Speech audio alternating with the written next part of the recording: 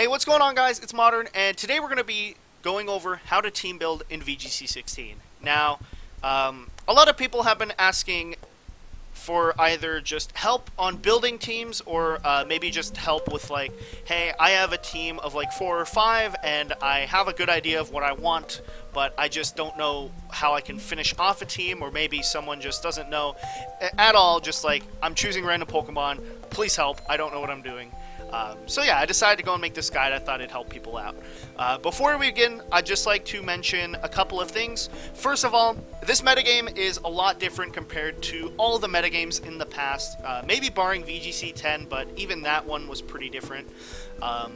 Compared to other metagames, VGC 16 is very, very centralized around very specific Pokemon. So, for instance, for the restricted Pokemon, which you can have 2 of per team, you usually only see the same 5 Pokemon, and that's Xerneas, Groudon, Kyogre, Rayquaza, and sometimes Yveltal.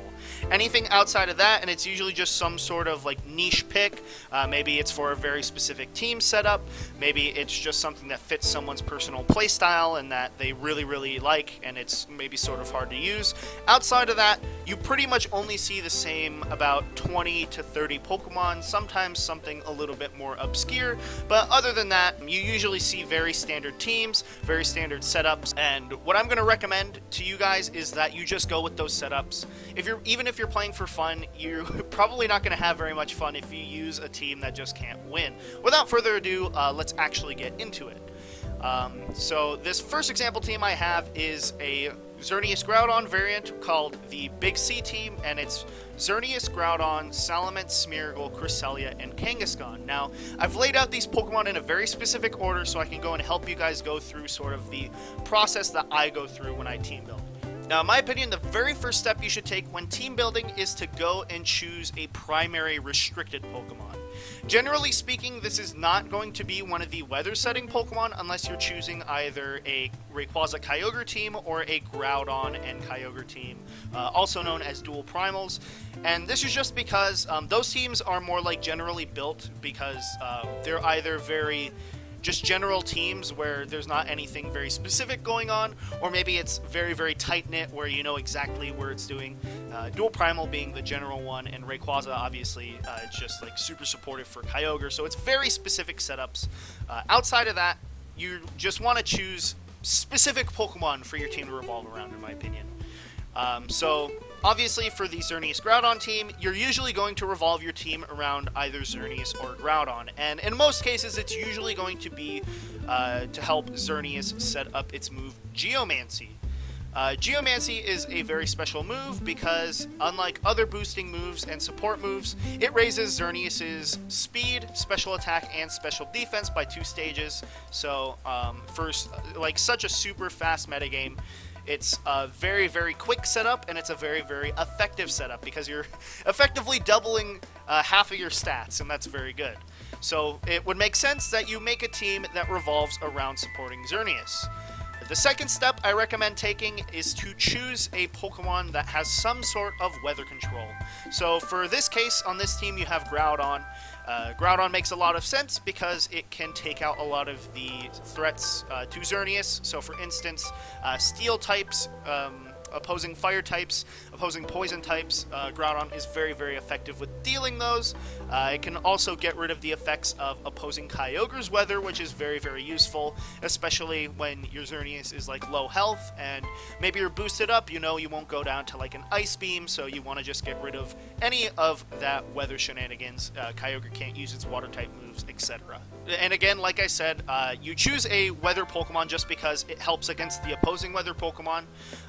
Generally speaking, you always have some sort of option to just get rid of any sort of bonuses that the other weather setters have. So Groudon, it can get rid of Kyogre's weather, so it can't use water type attacks. Rayquaza, so it gets rid of maybe Delta Stream, and again, it also makes you immune to opposing water type attacks. If you use Kyogre, it's just against the other 2, Rayquaza for the other 2. You get my point. You choose a weather setter that helps whatever your goal is for your primary restricted Pokemon. It's also worth noting that you need to know exactly what your weather setter is doing, because in some cases, let's say you're using a Kyogre, you end up with a core that's sorry, not a core, a duo of Pokemon that just can't deal with certain Pokemon like Ferrothorn, so it's very, very important to keep that in mind when you're team building. Your secondary restricted Pokemon or your Weather Setter needs to be able to deal with Pokemon that your primary restricted Pokemon cannot. Going into the third step, I always recommend at this point to choose some sort of Mega Pokemon for your team. Usually what you're going to choose is a Pokemon that has some sort of effective support for your 2 restricted Pokemon, although in some cases maybe you just want some sort of offense, but this is the reason why Salamence and Kangaskhan are so popular, because Salamence has access to Intimidate before it Mega Evolves, Kangaskhan has access to moves like Fake Out, has access to priority with Sucker Punch, it can set up on its own. Salamence, besides Intimidate, it also has access to Tailwind, which is obviously super useful, so that's the reason it's paired up with Xerneas and Groudon. It has Intimidate against opposing Groudons, it has Intimidate, so Xerneas, after it's boosted, is pretty much not going down in one turn unless someone either has like a very specific check, or maybe it's got, it gets critical hit or something like that. Going into the fourth step, at this point, you want to round off a sort of general core for your team, or as I like to call it, actually, not even a general core, a primary core for your team. And this is usually just a setup that you're almost always going to be running. At this point, you just want a set of 4 where you're usually going to bring them. If you change up your set of 4 Pokemon, it's usually for a very specific matchup. In this case, you usually round off these 4 with Smeargle. So Smeargle helps because the 3 above Pokemon really can't deal with other Smeargle. It's also really good to note that Smeargle has access to moves like Wide Guard, Follow Me, Dark Void, which is really good because you put Pokemon to sleep. You can usually set up your Xerneas. If you have Swords Dance on Groudon, you could set up Tailwind with Salamence, stuff like that. Just in general, Smeargle is the ultimate support Pokemon because it has all the support moves. In fact, it has every move. But in general, you're usually going to use some of the moves that I mentioned. For the most part, you're using Smeargle so that you can beat opposing Smeargle and to just help everything else work on the team, just because it's a very good support Pokemon. Now at this point, you have 2 restricted Pokemon, one being your primary Mon, one being your Weather Setter. Like I said, there are some differences if you're running either a Rayquaza team or a dual primal team. That's sort of different, but it's pretty much the same process. You usually have a Mega Pokemon at this point, and you usually have a support Pokemon. A set of 4 Pokemon pretty much can't cover all your options, and this is very, very important to know because even though it is the primary setup for your team, it's the one that you're going to be using the most often. In a lot of cases, there are a lot of different setups that your opponents might have that can just flat out beat it. So this is where we come into the final step of the team, and that's choosing your last 2 Pokemon. Usually at this point you have an idea of what your team is doing and revolving around, and at this point you're just trying to figure out what can I do for my team to make it good, what can I do to round it out and fix those matchups that just beat the first 4 Pokemon. So for the instance for this team, you usually follow it up with Cresselia and Kangaskhan. Kangaskhan's used for obvious reasons. It has access to Fake Out, which can prevent your opponents moving for a turn. It has access to Power Up Punch, so it has some synergy with Smeargle, and maybe just some synergy with like Xerneas. If it's boosted, you might be able to protect and just focus something down and boost up with Power Up Punch, and you are in like an ultimate nuke winning position because both of your Pokemon are set up and can destroy everything. And in Cresselia's case, it's just a very good support Pokemon. It has access to moves like Icy Wind, which can reduce your opponent's speed stages. You can use Trick Room, so if you want to use a slower Groudon potentially, you can use that to just set up and win maybe with Groudon in some endgames, which a lot of Xerneas teams have actually started revolving around nowadays. It also has other support moves like Helping Hand. It has access to coverage like Psychic. It also has stuff like Grass Knot, Skill Swap, Gravity, all things that are very, very good at supporting this type of team. And it makes sense because, again, with speed control, it's very, very important. It can win you pretty much any game that you play. You're almost always going to use some sort of speed control. And obviously stuff like skill swap, gravity, helping hand, etc. are just very good for helping your team set up. And then, like I said, in the case of Psychic, I actually forgot to explain this, but Psychic is very good because it covers things like poison types just a little bit better, whereas Groudon might be a little bit weak to them, or maybe not able to effectively beat them. So that's the gist of this first team. I've explained each of the 5 steps that I recommend going over, so I'm going to go over a team that I actually ran for Utah Regionals and got top 8.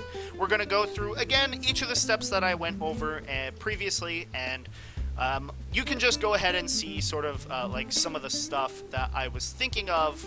So for the first Pokemon, for the first step, my primary restricted Pokemon is Yveltal. For this specific team, I decided to run Assault Vest, and the job of it was to pretty much get rid of any of the offenses of special attackers on my enemy's team. This was especially useful against Xerneas and Kyogre. Xerneas, obviously, it gets rid of some of its boosting potential. You can go and Snarl, brings it down from 2 times special attack to 1.5 times special attack, and that's really, really important for the team because the team is just naturally weak to Xerneas because it has Yveltal and Salamence. And the only resist on the team to Fairy-type attacks is actually Groudon. The next Pokemon was Groudon. I wanted the weather setting of Groudon and also its typing because it's very good at helping me beat Rayquaza Kyogre teams, because in a lot of cases it helps force Rayquaza in. You can just switch out into something else and maybe go for a Snarl, and all of a sudden you're maybe put in a really good position because Kyogre's doing no damage and you can easily just maybe set up Trick Room or something. It was also very, very helpful against Xerneas teams because it could wall out Xerneas, especially if you reduce its special attack with Snarl, so you can see the synergy there. Salamence was on the team. I didn't use the standard Tailwind set because I didn't really think the second set of speed control was necessary. I instead ran Fire Blast to help my team deal with Mawile dual primal teams, which at the team were actually fairly popular, and it easily won me multiple games when I was in testing. Cresselia was chosen because I wanted to run a slower Groudon with Trick Room. I felt that the Gravity plus Trick Room mode with Groudon was super, super strong. I didn't see a lot of people using it in the past, so I figured a lot of teams probably wouldn't really have a good counter to this, and this is another reason why Swords Dance is really good, because a lot of people can't really deal with a +2 Groudon under Trick Room with Gravity, because you pretty much one-hit KO everything in the game. And then Skill Swap is also included because I just wanted extra assurance against opposing Kyogre. In some situations, I just felt that, like, my team couldn't do enough against an opposing Kyogre if they got their weather up. Maybe Yveltal was already KO'd, or maybe Kangaskhan couldn't do anything because of Intimidate. So, like, again, Groudon is able to maybe set up with Swords Dance if it's intimidated. I can Skill Swap and their Kyogre's not able to do anything. Coming into the last step for the team, I noticed that there were still some weaknesses to Rayquaza Kyogre. Salamence made it so that Rayquaza, especially ones that had Draco Meteor, and especially ones that were running maybe like Assault Vest plus Intimidate support, just wouldn't take much damage from Salamence. And so I wanted a Pokemon that could first of all, not be weak to Rayquaza and not go down in one hit. And I also wanted something that could just help maybe stall out turns of maybe my own Trick Room if Cresselia gets KO'd. And in some cases, maybe just a stall out Tailwind. So I decided to choose Kangaskhan with Fake Out. And instead of a fighting move, I chose Protect. And obviously for the final Pokemon, like I said, I still had some weaknesses to opposing Rayquaza Kyogre. I also liked how Thundurus could function against opposing teams that maybe had their own Thundurus, or maybe just something that was slightly slower. It helped the team deal with the Yveltal Mirror, and so just overall it was there to deal with flying types. It was there to Thunder Wave things. It was able to taunt opposing Pokemon, and it also helped a little bit against Xerneas and Groudon teams, especially ones with Trick Room. So that's pretty much the end of the guide, guys. As usual, guys, if you enjoyed the video, please go and leave a like. It helps me out a lot. And if you want to keep up with my content as we head towards Worlds and eventually the next season, make sure you go and check out my social media and hit subscribe. I'm ModernGamer, and I'll see you guys next time.